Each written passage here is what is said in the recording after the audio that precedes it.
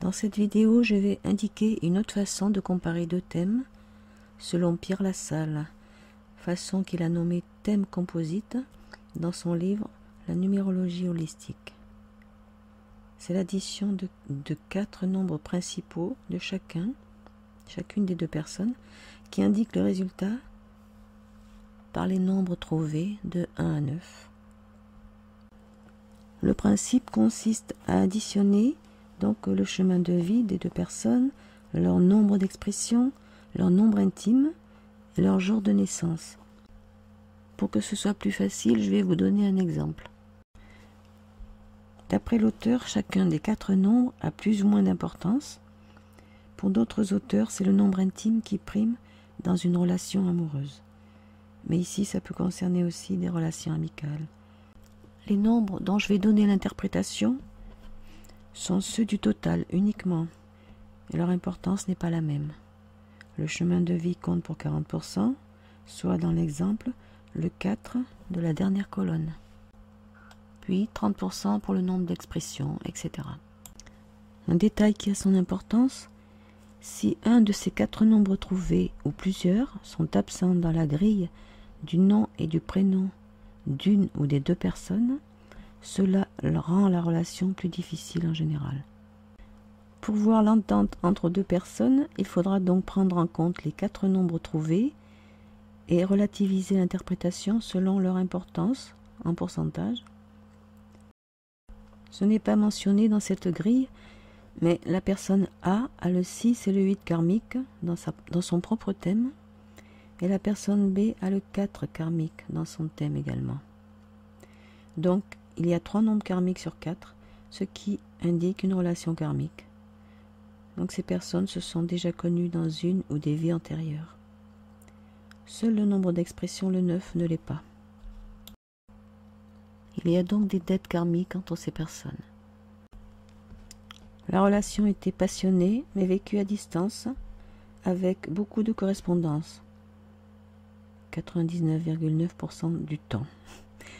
Entrecoupée par 3 voyages, chaque personne en ayant fait 1 ou 2, et l'une n'était pas libre. La relation a commencé à l'adolescence et s'est terminée, après plusieurs années, par une trahison et un abandon. Là, je vais donner maintenant l'interprétation des nombres trouvés, le total donc, celui qui est additionné, mais il y a une réserve, il faut utiliser les sous-nombres dans le calcul du total. Certains indiquent une dette karmique d'une personne envers l'autre, une dette de plus. Si vous avez le nombre 1 dans la dernière colonne, en général c'est plus favorable avec des collègues de travail que dans une liaison ou une union, sauf cas exceptionnel. Ça favorise la collaboration intellectuelle, les projets, l'aide, les études communes.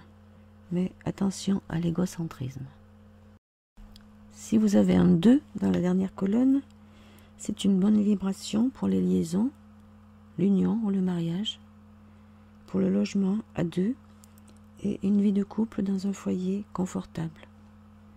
Excellent pour s'associer et pour la diplomatie, le charme. Le 3 est favorable pour les projets en commun liés au public ou aux arts, au loisir ou encore la politique pour certains. Également pour un travail commun lié aux distractions. Si le 3 provient du 12, cela induit des risques de trahison et d'abandon. Le 4 favorise les projets de construction, le travail et la politique ensemble. S'il provient du 13, le travail en commun n'est pas favorisé par contre, car il y a des risques d'abus de confiance ou de perte, ou les deux. Le 5 est bénéfique pour une amitié ou une liaison épisodique, plus que pour un amour ou une union. Il favorise une vie mouvementée à caractère public parfois, ainsi que les voyages, l'aventure, les achats ou ventes immobiliers. Si le 5 provient du 14, les deux partenaires devront chacun respecter la liberté de l'autre. Sinon, il y a rupture ou autre risque à prévoir. Le 6 c'est l'une des meilleures vibrations avec le 2 pour l'union, le mariage, les enfants, l'harmonie au foyer, l'épargne. Ça favorise les amitiés dans le couple, à condition de ne pas se mêler de leur vie. Si le 6 provient du 15, la dette karmique peut apporter une déception amoureuse ou des obligations pénibles.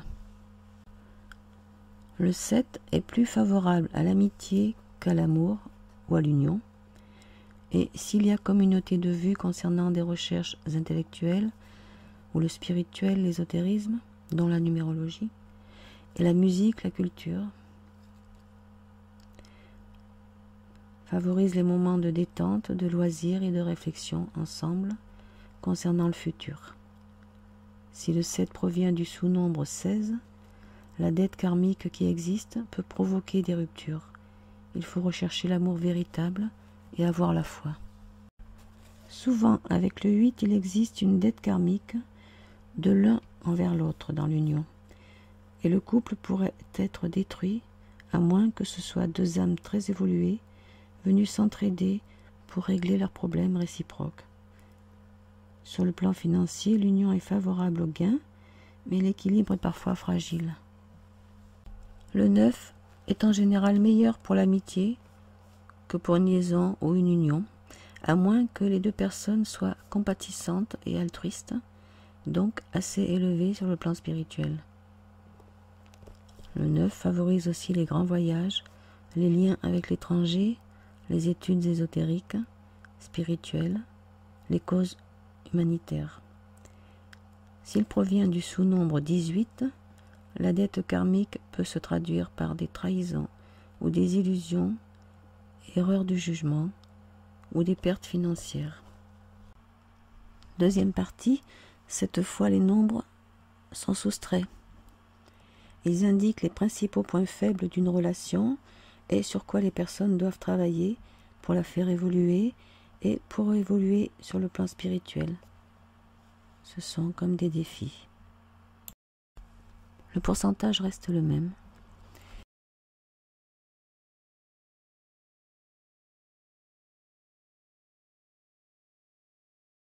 Alors le défi du 1, respecter l'indépendance et la liberté de l'autre, essayer de travailler ensemble.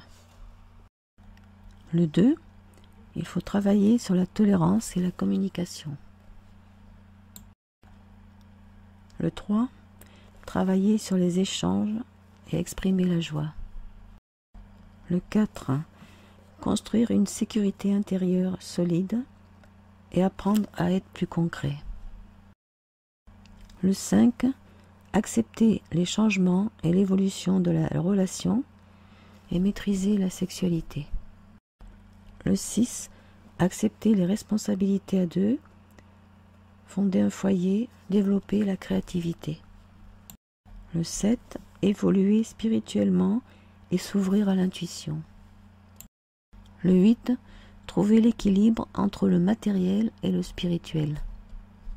Le 9, développer l'altruisme et l'ouverture d'esprit en toute occasion.